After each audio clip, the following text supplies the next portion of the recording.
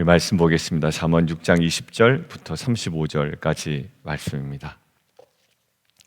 오늘 말씀 보면 20절에 또 21절에 동사 두 개가 나옵니다. 당부의 동사죠.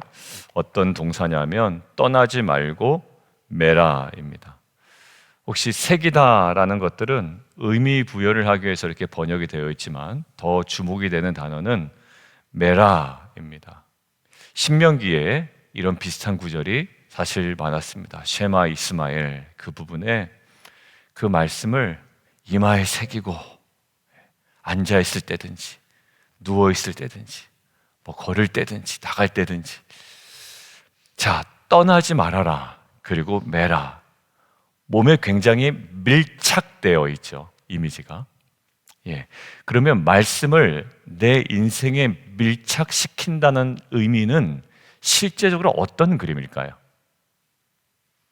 성경책을 머리에 베고 자는 걸까요? 아니면 단순히 순서에 맞게 성경을 잘 읽어 내려가는 걸까요? 오늘 그 말씀이 인생에 밀착된다, 떠나지 않고 매는 그 의미가 무엇인지 23절에 나와 있습니다. 대저 명령은 등불이요. 명령이래요. 명령은 뭐라고 주어진 겁니까? 순종하라고 주어진 거죠. 그러니까 말씀이 밀착된다는 의미를 이 잠언의 저자는 이렇게 얘기하고 있어요. 명령은 등불이래요. 그러니까 명령만 가지고 있으면 이것이 내 인생의 등불의 역할을 한다는 것은 분명히 아닐 거예요. 그 명령에 순종을 해 나갈 때 그 길을 비추는 등불의 역할이 그 명령과 순종의 조합으로 인하여 내 인생의 유익으로 다가오는 것이죠. 그러니까 보통 이런 얘기 참 많이 듣습니다. 이 말씀 나에게 주셨는데 왜 내 인생은 그렇게 잘 해결되지 않을까? 마치 뭐와 같냐면 이스라엘 백성이 언약 백성이긴 하지만 광야에서 죽어도 순종하지 않을 때 하나님은 왜 우리를 이렇게 다루시나라고 불평하는 것과 별반 다르지 않죠. 그들에게는 언약이 분명히 있었지만 그들이 실패한 것은 언약에 대한 보관을 잘못해서가 아니라 언약에 대한 순종이었습니다. 자, 결국 등불이고 빛이고 법이고요. 법은 뭐 하라고요? 그냥 법조문 이렇게 어디다 잘 보관해 놓으라는 것이 아닙니다. 그 액자 만들어서 걸어 놓으라는 것도 아니에요. 법이 밀착된다는 것은 어떤 의미가 있습니까? 법을 지키는 거죠. 준행하는 겁니다. 훈계는 뭡니까? 어디로부터? 돌이키는 겁니다. 책망이요? 내 잘못 지점으로부터 내가 듣고 돌이키는 거죠. 여러분들 오늘 잘 보십시오. 떠나지 말고 매라라는 이 말씀이 밀착된 인생이 어떤 인생이냐면 내가 참 묵상을 오랫동안 해왔습니다. 출발일 수는 있지만 우리의 결국 결론은 말씀을 매는다라는 것은 훈계와 책망과 명령과 이 하나님의 말씀을 수용하는 태도, 즉 순종입니다.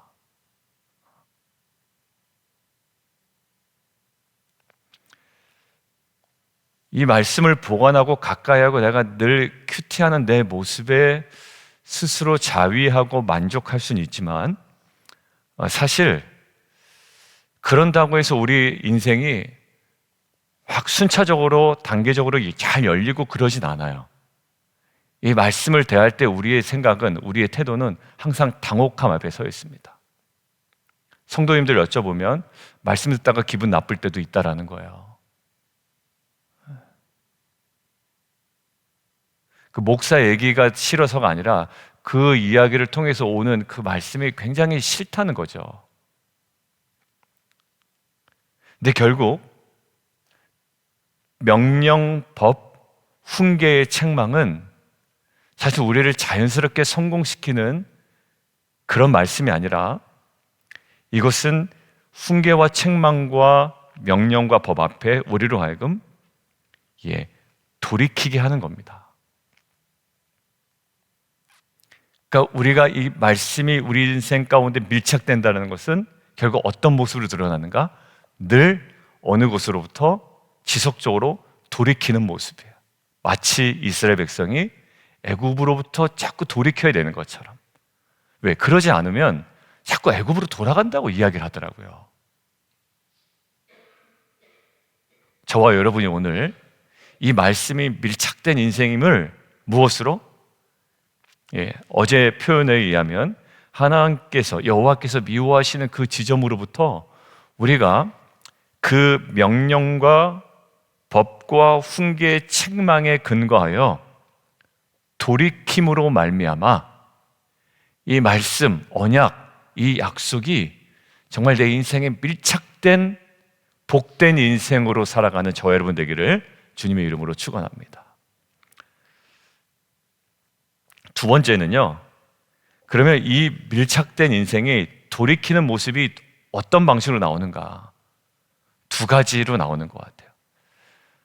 어디로 보니까 돌이킬 때 우리에게 보이는 중요한 모습이 하나 있습니다. 첫 번째는 27절이에요.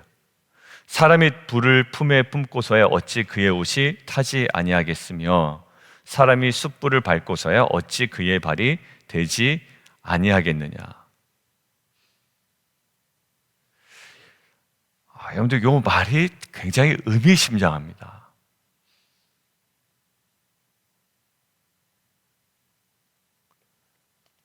옷을 타게 하는 것은 뭡니까? 불이 타게 합니다.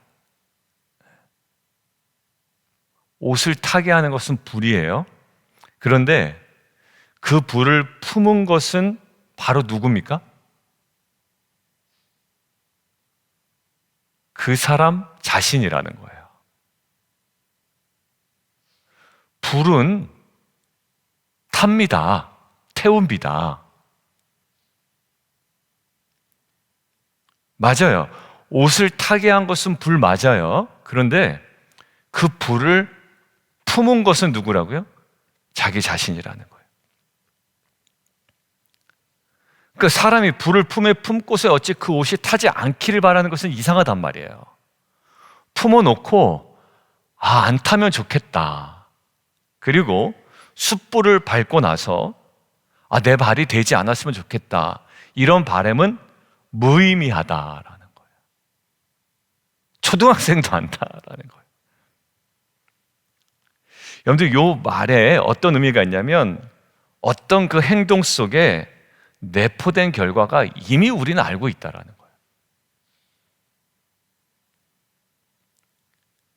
명령과 법과 훈계의 책망, 이것은 뭐냐면 하나님의 말씀이 얼마나 내 인생에 밀착되어 있느냐, 매라 떠나지 말아라. 이것은 뭐냐면 그냥 늘 묵상하고 있고 묵상거리를 찾고 있고 이런 것에 지나지 않습니다. 이게 얼마나 우리의 인생을 영적이지 않은 방향으로 몰아가는 가장 애매한 지점으로 우리를 이끌어가는 정말 좋지 않은 종착점이 될 수도 있다는 거예요. 뭔가 사색하고 묵상하고 하고 있는 모습이 참 좋아 보이잖아요. 그런데 오늘 분명히 한 것은 그것들을 수용하고 돌이키는 그 행위가 정말 밀착된 행위예요. 여러분들 잘 보세요. 이스라엘 백성이 거기서 실패했거든요. 자기네들은 언약 백성이다. 우리로 따지면 교회 오래 다녔다. 우리는 큐티 10년, 20년, 30년 했다.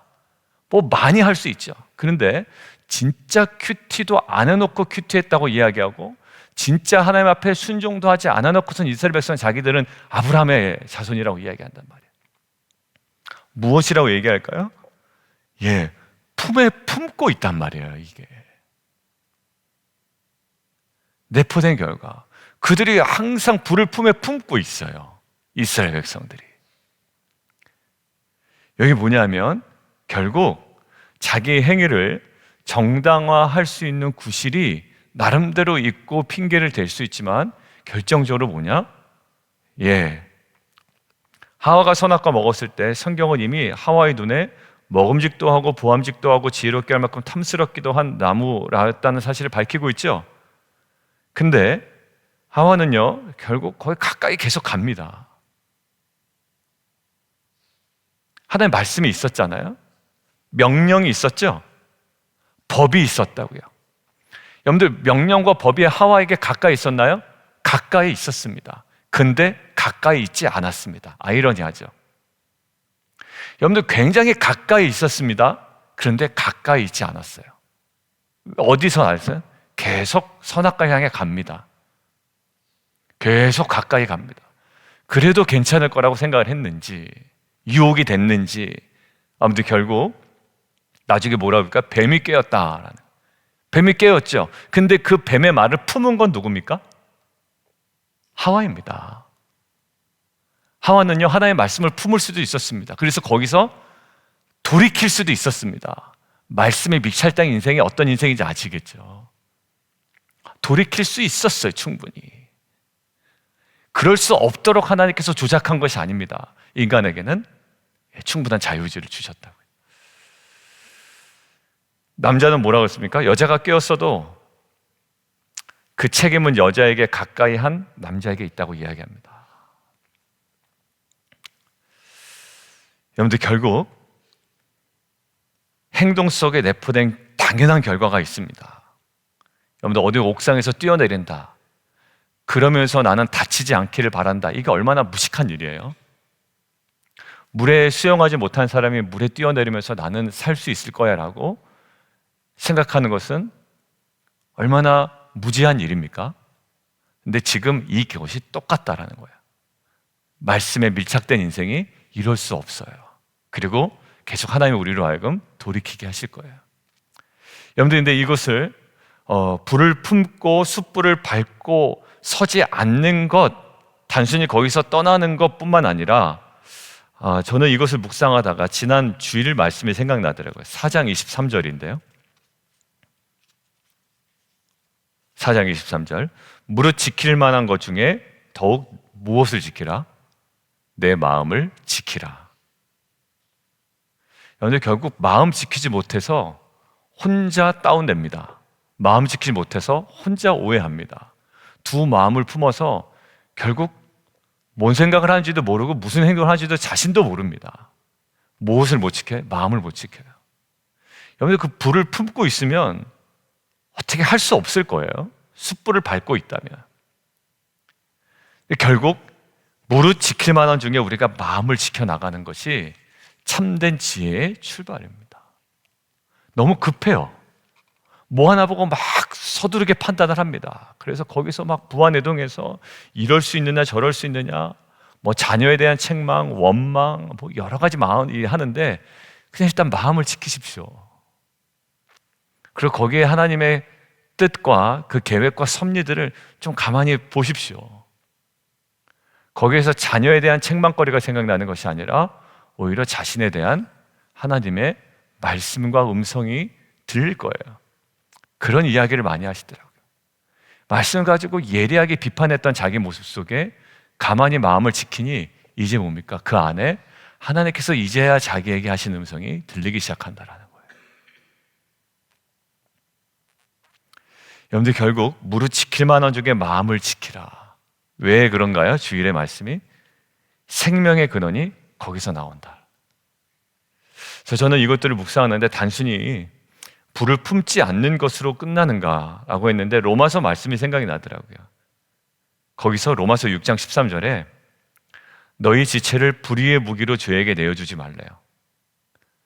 그때도 제가 주일의 말씀에 나눴는데 단순히 불의의 무기로 죄에게 내 지체를 내어주지 않아야지 하는 것에 그치면 그냥 그 수준에 머무릅니다. 그런데 로마서는 거기에서 그치지 않아요.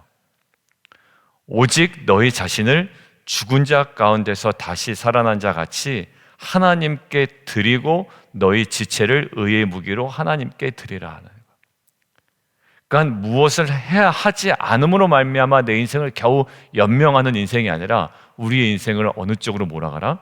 오히려 우리의 지체를 의의 무기로 하나님께 드리는 그 자리로 나아가는, 불을 품지 않는 정도가 아니라 이제는 의를 품고 거룩을 품고 순종을 품고 나아가는 거예요. 항상 뭐 했는데 못했다, 말씀 받았는데 못했다, 뭐 게을렀다. 여기서 그러니까 게으르지 않은 정도가 아니라 나의 사명 앞에 그때 이야기는 뭐죠? 거룩과 사명의 자리에 헌신하자라는 거예요. 그러니까 그거 안 대놓고선 단순히 나는 죄를 안 지는 사람이야, 거기서 좀 머무르면 항상 우리는 진전이 안 되는 것 같더라고요. 나는 겨우 이제 죄를 안 지는 정도에 머물렀어가 아니라 이제 어디요? 거룩과 그때 사명의 자리로 우리가 더 헌신하자라고 했죠. 왜? 그게 빛과 소금이었습니다 라고 이야기를 나누는 거예요. 단순히 어둠을 면하는 정도가 아니라 그것은 극명하게 빛을 드러내는 것으로 살아야 된다라고 이야기를 했죠. 거기도 이렇게 얘기합니다. 너희 육신이 연약함으로 내가 사람의 예를 들어서 말한다. 전에 너희가 너희 지체를 부정과 불법에 내어 불법에 이른 것 같이 뭐라고요? 이제는 불법에서 떠나라가 아니라 이제는 너희 지체를 의에게 종으로 내주어 거룩함에 이르라. 그 지점이었어요. 그래서 어루 나아간다? 거룩함으로 나아가라. 더 거룩함으로 나아가라 라는 거였죠. 여러분들, 그런데 오늘 본문 보십시오. 불을 품고 있어. 숯불을 밟고 있어. 그래서 안 타기를 바라고 안 되기를 바란다? 이건 더더욱 말이 안 되는 거죠. 어떤 합리화도 사실 통용되지 않습니다. 여러분들, 내가 묵상 안 하고 맨날 술 마시고 술 즐겨 드신 분들 계시죠? 뭐 개인적으로 드시는 거에 제가 어찌 하겠습니다만, 그런 문화에 완전 푹 빠져 있으면서 내가 경건하기를 원한다는 건 사실 쉽지가 않습니다. 우리의 뭐예요? 의의 무기로 온전히 내어드리고 의에게 종으로 내주어 거룩함에 이르라. 왜냐하면 우리가 순종하는 대로 우리가 거기에 종이 된다라고 로마서에서 이야기를 한다고요. 자, 두 번째, 말씀과 밀착된 인생, 결국 훈계와 책망과 명령과 법이 우리를 어디서 떠나게 한다고 그랬죠? 거기서요, 두 번째, 오늘 우리에게 주시는 말씀은 우리가 항상 이렇게 얘기해요. 그 지점에서 계속 머물러 있으면서 어떤 얘기를 하냐면 불가피성을 얘기합니다. 불가피성. 어쩔 수 없었다라는 거예요. 이렇게 얘기하면 좀 그래, 순종해야지. 맨날 나도 그 쳇바퀴에서 벗어나지 못했어. 이제 나도 좀 벗어나야 되겠어라고 이야기를 해야 되는데, 사실 뭐냐면 어쩔 수 없었어. 저 사람도 저러잖아. 이 사람도 이러고. 뭐 이제 계속 불가피성을 이야기하는 거예요. 근데 오늘 보면 30절 한번 보십시오. 도둑이 만일 줄일 때에 배를 채우려고 도둑질하면 사람이 그를 멸시하지는 않으려니까 괜찮다라는 것을 이야기할까요? 오해하실까봐 제가 세 번역으로 읽겠습니다. 도둑이 다만 허기진 배를 채우려고 훔쳤다면 사람은 그 도둑을 멸시하지 않을 것이다. 그래도 훔치다 들키면 7배를 갚아야 되고 심하면 자기 집에 있는 모든 재산을 다 내줘야 할 것이다. 그러니까 불가피해서 허기진 배 때문에 불가피하게 훔쳤지만 어떻게 된다고요? 다 갚아야 된다라는 거예요. 어디까지 간다? 집에 있는 모든 재산을 다 내줘야 할 수도 있다라는 거예요. 마치 사흘 굶어서 도둑질하지 않을 사람 없다는 말처럼 옷차림 때문에, 뭐 술김 때문에, 분위기 때문에, 내가 젊어서 여러 가지 불가피성을 이야기하지만 잠언은 뭐라고 얘기합니까? 그 도적의 책임이 면제되는 것은 아니고 집에 있는 것을 다 내어주게 되리라라는 거예요. 그러니까 이 간통의 불가피성을 네가 아무리 이야기해도 이것은 어떻게 된다? 33절, 상함과 능력을 받고 부끄러움을 씻을 수 없게 된다라는 거예요. 어떤 선물, 어떤 보상도 필요가 없다. 그 남편, 그 못 말리다. 왜냐하면 이것은 남편이 있는 여자와의 어떤 간음이었거든요. 이 불가피성, 한두 번이야 하나님께서 다 용납하시고 우리들끼리도 우리의 연약함이라고 얘기하겠지만, 우리는 이 불가피성이 뭐냐면 상당한 죄라는 거예요. 왜? 그 약속의 땅에 들어가지 못한 것도 그들의 불가피성이었습니다. 어쩔 수 없다. 우리는 메뚜기와 같다. 여러분들 불가피성 속에 있는 우리의 심각한 죄가 있다라는 거예요. 근데 이게 왜 우리에게 근데 이것이 왜 우리에게 다시 묵상이 되냐면 앞에 있는 거예요. 명령, 법, 훈계의 책망입니다. 결국 뭘까요? 그 우리가 갖고 있는 합리적 불가피성도 깰 만한 하나님의 명령과 법과 그 훈계의 책망이 우리 안의 인생에 밀착되어 있을 때에 단순히 그냥 우리가 묵상하니까 성공하는 인생이 아니라 그 지점으로부터 결단하고 떠남으로 인하여 하나님께서 우리를 복된 인생으로 삼아주실 줄 믿습니다. 시편 계속 얘기해요. 악인의 꾀를 쫓지 아니하고 오만한 자의 자리에 앉지 않은 거예요. 죄인의 길에 서지 않는 겁니다. 이 법은 우리로 하여금 그렇게 하는 거예요. 말씀은 계속 떠나는 겁니다. 여러분들, 저와 여러분이 오늘 본문의 제목처럼 말씀과 동행하며 음란을 차단하는 지혜라고 되어 있는데, 말씀과 동행하는 그 핵심이 뭐라고요? 명령, 법, 훈계의 책망, 그것으로부터 우리가 이 모든 것들을 수용하고 순종하는 태도고요.